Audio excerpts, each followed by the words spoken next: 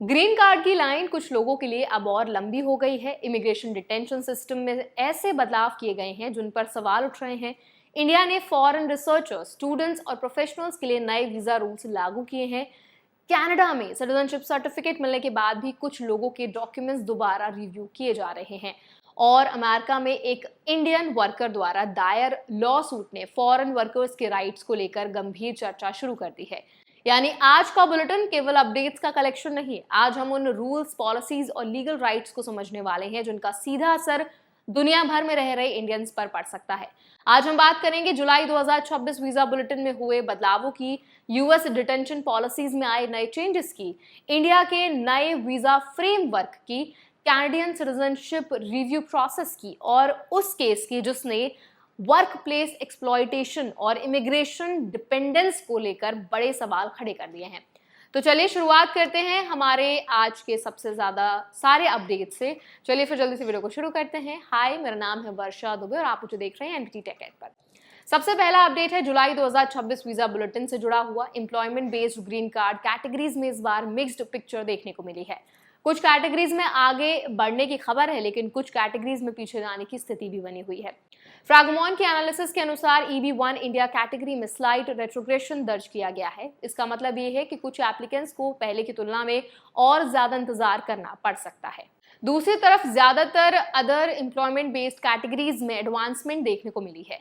यानी कई एप्लीकेंट्स के प्रायोरिटी डेट्स आगे बढ़े हैं और कुछ लोगों के लिए ग्रीन कार्ड प्रोसेस में प्रोग्रेस का रास्ता खुला हुआ है।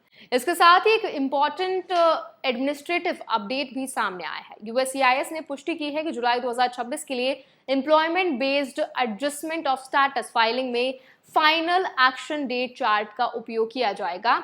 ये बात कई एप्लीकेंट्स के लिए इंपॉर्टेंट है क्योंकि एडजस्टमेंट फाइलिंग एलिजिबिलिटी इसी आधार पर तय होती है। इंडियन प्रोफेशनल्स के लिए यहाँ सबसे बड़ा टेकअवे ये है कि वीजा बुलेटिन को केवल हेडलाइन के रूप में नहीं बल्कि कैटेगरी स्पेसिफिक बेसिस पर देखना चाहिए। एक कैटेगरी में मूवमेंट का मतलब ये नहीं है कि सभी कैटेगरीज में समान बदलाव हुआ है। ग्रीन कार्ड प्रोसेस में हर महीने बुलेटिन की मॉनिटरिंग जरूर होती है क्योंकि फाइलिंग, एलिजिबिलिटी, एडजस्टमेंट एप्लीकेशंस और लॉन्ग टर्म प्लानिंग सभी इससे इंपैक्ट हो सकते हैं। अब दूसरे अपडेट पर आते हैं जो यूएस इमिग्रेशन डिटेंशन सिस्टम से जुड़ा हुआ है। अमेरिका में इमिग्रेशन डिटेंशन पॉलिसीज में कुछ नए ऑपरेशनल चेंजेस सामने आए हैं। रिपोर्ट के मुताबिक डिटेंशन फैसिलिटीज में आर्टिफिशियल इंटेलिजेंस टूल्स के उपयोग और कुछ अनपेड वर्क अरेंजमेंट्स को लेकर नई डिस्कशन शुरू हुई है। ये डेवलपमेंट इमिग्रेशन एडवोकेट्स और लीगल एक्सपर्ट्स के बीच बहस का विषय बनी हुई है। सपोर्टर्स का कहना है कि टेक्नोलॉजी का यूज जो है वो एडमिनिस्ट्रेटिव एफिशिएंसी बढ़ा सकता है, जबकि क्रिटिक्स का तर्क है कि डिटेंशन इन्वायरमेंट्स में ट्रांसपेरेंसी और अकाउंटेबिलिटी को लेकर ज्यादा सावधानी की जरूरत है। इंडियन कम्युनिटी के लिए यहाँ इंपॉर्टेंट बात यह है कि डिटेंशन सिस्टम और जो इमिग्रेशन इन्फोर्समेंट है उसके रूल्स लगातार इवॉल्व हो रहे हैं। जो भी व्यक्ति इमिग्रेशन प्रोसीडिंग्स, असाइलम मैटर्स या डिटेंशन रिलेटेड लीगल सिचुएशंस का सामना कर रहा है उसके लिए लीगल रिप्रेजेंटेशन और डॉक्यूमेंटेशन पहले से ज्यादा इंपॉर्टेंट हो गए हैं। यहाँ ऑडियंस के लिए सबसे जरूरी जानकारी यह है कि डिटेंशन में होने का मतलब राइट्स खत्म होना नहीं होता। इंडिविजुअल के पास लीगल काउंसिल तक पहुंच, ड्यू प्रोसेस प्रोटेक्शंस और केस रिव्यू के अधिकार बने रहते हैं। इसीलिए इमिग्रेशन रिलेटेड किसी भी लीगल सिचुएशन में क्वालिफाइड इमिग्रेशन अटॉर्नी की मदद लेना बेहद जरूरी माना जाता है। अब तीसरे अपडेट की बात करते हैं जो इंडिया से जुड़ा हुआ है और इंटरनेशनल स्टूडेंट्स, रिसर्चर्स तथा प्रोफेशनल्स के लिए बहुत इंपॉर्टेंट है। इंडिया ने वर्किंग, स्टडिंग और रिसर्च पर्पसेस के लिए नए वीजा रिलेटेड रूल्स और फ्रेमवर्क को लेकर अपडेट जारी किए हैं। इन बदलावों का उद्देश्य ज्यादातर कैटेगरीज के फॉरेन नेशनल्स के लिए प्रोसीजर्स को ज्यादा क्लियर बनाना है।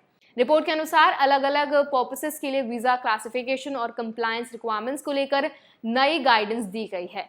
इसका इंपॉर्टेंस केवल फॉरेन नेशनल्स तक सीमित नहीं है। बड़ी संख्या में Indian institutions, universities, research organisations और कंपनीज इंटरनेशनल कोलैबोरेशन में शामिल हैं। इसलिए नए रूल्स का असर एकेडमिक एक्सचेंजेस, रिसर्च पार्टनरशिप्स और प्रोफेशनल मोबिलिटी पर भी पड़ सकता है।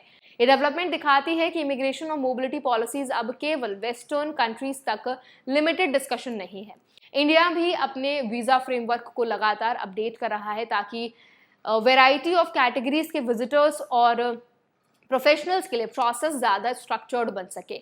जो ऑर्गेनाइजेशंस इंटरनेशनल हायरिंग या रिसर्च कोलैबोरेशन में शामिल हैं, उनके लिए अपडेटेड कंप्लायंस रिक्वायरमेंट्स को समझना ज़रूरी होगा।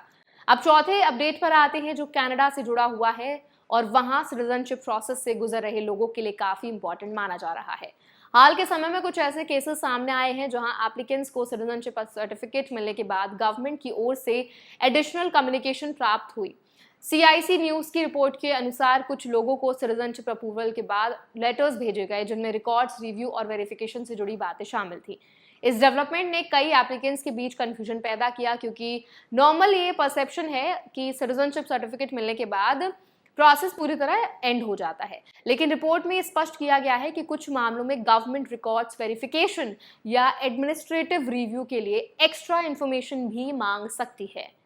ये ज़रूरी नहीं है कि हर रिव्यू किसी रॉन्ग डूइंग का संकेत हो। कई बार एडमिनिस्ट्रेटिव वेरिफिकेशन और रिकॉर्ड कंसिस्टेंसी की जांच भी इसका कारण हो सकती है। इंडियन ऑरिजिन कैनेडियंस और सिटीजनशिप एप्लीकेंट्स के लिए यहाँ इंपॉर्टेंट लेसन ये है कि अप्रूवल मिलने के बाद भी सभी रिकॉर्ड्स, करस्पॉन्डेंस और ऑफिशियल डॉक्यूमेंट्स को सुरक्षित रखना जरूरी है। यदि गवर्नमेंट किसी क्लैरिफिकेशन या एडिशनल रिव्यू के लिए संपर्क करे तो समय पर रिस्पॉन्स देना बेहद जरूरी होता है।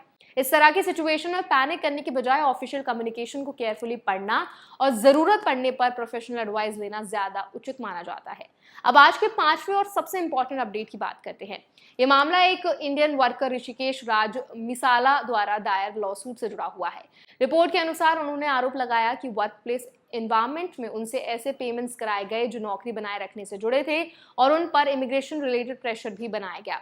लॉसूट में लगाए गए आरोपों ने foreign worker protections, labour rights और एम्प्लॉयर कंडक्ट को लेकर गंभीर चर्चा शुरू कर दी है। ये मामला इसीलिए इम्पोर्टेंट है क्योंकि ये एक बड़ी रियलिटी को सामने लाता है। कई फॉरेन वर्कर्स अपने इमिग्रेशन स्टेटस को एम्प्लॉयर स्पॉन्सरशिप से जुड़ा हुआ मानते हैं। ऐसे में कुछ लोग नौकरी खोने के डर से अपने अधिकारों का उपयोग नहीं कर पाते। लेकिन यहाँ एक बहुत इंपॉर्टेंट कानूनी सिद्धांत समझना जरूरी है। यूएस लेबर लॉज और एम्प्लॉयमेंट प्रोटेक्शंस केवल सिटीजन्स के लिए नहीं होते। फॉरेन वर्कर्स भी wage protections, workplace safety rules और एंटी रिटेलिएशन सेफगार्ड्स के दायरे में आते हैं। यदि किसी वर्कर को इलीगल पेमेंट्स और थ्रेट्स या एक्सप्लॉयटेशन का सामना करना पड़ता है तो उनके पास लीगल रेमेडीज अवेलेबल होते हैं। इसीलिए इमिग्रेशन स्टेटस और लेबर राइट्स को अलग अलग समझना जरूरी है। किसी वर्कर का वीजा स्टेटस चाहे जो भी हो, उसे वर्कप्लेस एक्सप्लॉयटेशन स्वीकार करने के लिए मजबूर नहीं किया जा सकता। ये केस अभी लीगल प्रोसेस का हिस्सा है और एंड डिस्कशन अदालत की कार्रवाई के बाद ही सामने आएगा, लेकिन इसने फॉरेन वर्कर्स के राइट्स को लेकर एक बहुत इंपॉर्टेंट चर्चा जरूर शुरू कर दी है। तो अगर आज के पूरे बुलेटिन को एक साथ देखें तो एक कॉमन पैटर्न सामने आता है। ग्रीन कार्ड प्रोसेस में मूवमेंट है, लेकिन अनसर्टेनिटी भी बनी हुई है। इमिग्रेशन डिटेंशन सिस्टम बदल रहे हैं और टेक्नोलॉजी का उपयोग बढ़ रहा है। इंडिया अपने वीजा फ्रेमवर्क को मॉडर्नाइज कर रहा है। कनाडा एडमिनिस्ट्रेटिव रिव्यूज को लेकर ज्यादा स्ट्रक्चर्ड अप्रोच अपना रहा है और वर्कप्लेस राइट्स को लेकर फॉरेन वर्कर्स पहले से ज्यादा जागरूक हो रहे हैं। तो आई होप आज का बुलेटिन आपके लिए हेल्पफुल रहा होगा। अब इस पूरे बुलेटिन पर आपका क्या टेक है, आप क्या राय रखते हैं, कमेंट्स में जरूर बताएं। ऐसे और बुलेटिन के लिए, वीडियोस के लिए हमारे चैनल NBT Tech Ed को भी जरूर सब्सक्राइब करें।